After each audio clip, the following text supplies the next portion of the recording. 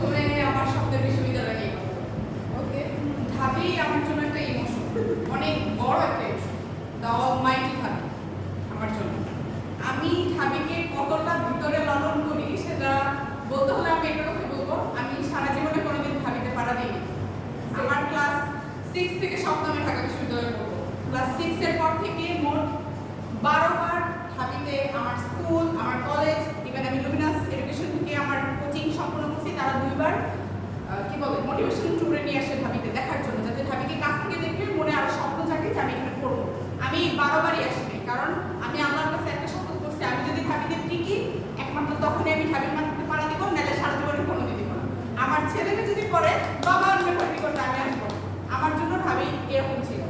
মানে ঢাকা বিশ্ববিদ্যালয়ে যখন আমি ভর্তি হব তার আগে আমার মেরিট অনেক পিছনে চলে যায়। অ্যাকচুয়ালি একটা ইনসিডেন্টের কারণে আমার আম্মু অনেক অসুস্থ ছিল, পড়তে পারি নাই। আমি রিটেনে জাস্ট পাস করছি, 5 থেকে পাস করছি, 11 পাস করছি, 5.5 বা 5 এরকম। আর যা টিকসি বা যা মেরিট আসছে ওইটা আসছে আমার এমসিকিউ এর কারণে। মানে আমি রিটেন লিখতেই পারি নাই, খুব বেশি ডিস্টার্ব ছিলাম, কান্না করতেছিলাম, ম্যাম আমাকে বুঝাচ্ছিল লিখো লিখো পাস করো। ঢাবির টিচাররা অনেক বেশি ফ্রেন্ডলি ছিল, নাহলে আমার এখানে টেকাও হতো না।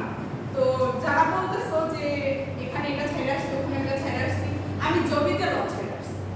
অ্যান্ড আমার মধ্যে এইটুকু রিগ্রেট নেই যে আমি জব এটাতে ছেড়ে আসলাম না কিছু।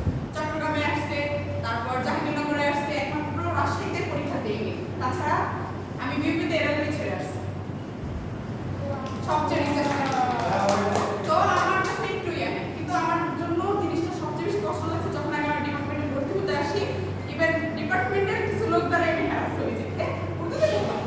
তো আমি তখন একটা জিনিস নিজের মধ্যে নেই, সেটা হচ্ছে আমি বিসিএস এর ফার্স্ট ইচ্ছা ছিল বিসিএস এ যাবো, আর নাইলে একটু বাইরের দিকে বাইরের কান্ট্রিতে ট্রাই করবো। যখন আমাদের রাবানি স্যার প্রথমে বলে যে তুরস্কে আমাদের একটা ভালো চান্স আছে, তখনই আমার মাথায় দেখালে যে না সেকেন্ড ইয়ার থেকে তাহলে একটু ট্রাই করা যায়। কিন্তু আমার মাথায় এটা তখন আসে যে না আমি যাবো, যেহেতু আমাকে বলা হলো আমি উর্দু থেকে কি করবো, আমি আমার ডিপার্টমেন্টকে এমন জায়গায় নিব, ঢাবিতে থাইকেই নিব, ঢাবির এখানে থেকে নিব, যেন এরপর থেকে অন্য কোনো স্টুডেন্ট অ্যাবিউজ না হয় কি তুমি ঢাবির উর্দুতে পড়বে কিনা। ইনশাআল্লাহ ঢাবির উর্দুতে পড়ার আগে সবাই বলে না রিচেস একটা ডিপার্টমেন্টে পড়তেছে, যেহেতু সব ল্যাঙ্গুয়েজ, বাংলাও কিন্তু শুধু সাহিত্য পড়া হয়, কোনো গ্রামার পড়া হয় না।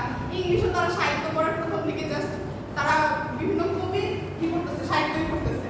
পালি, বুদ্ধিস্ট, সংস্কৃত সবগুলো সাবজেক্টই এরকম সেম। তারপর আছে উইমেন অ্যান্ড জেন্ডার স্টাডিজ, আরও অনেক ল্যাঙ্গুয়েজ আছে যেগুলো জাপানিজ, চাইনিজ এগুলো বাদ দিয়েছে। তো এই কান্ট্রিগুলো অনেক রিচ, এখানে যদি আমরা যেতে পারি আমাদের ফিউচার অনেক ব্রাইট।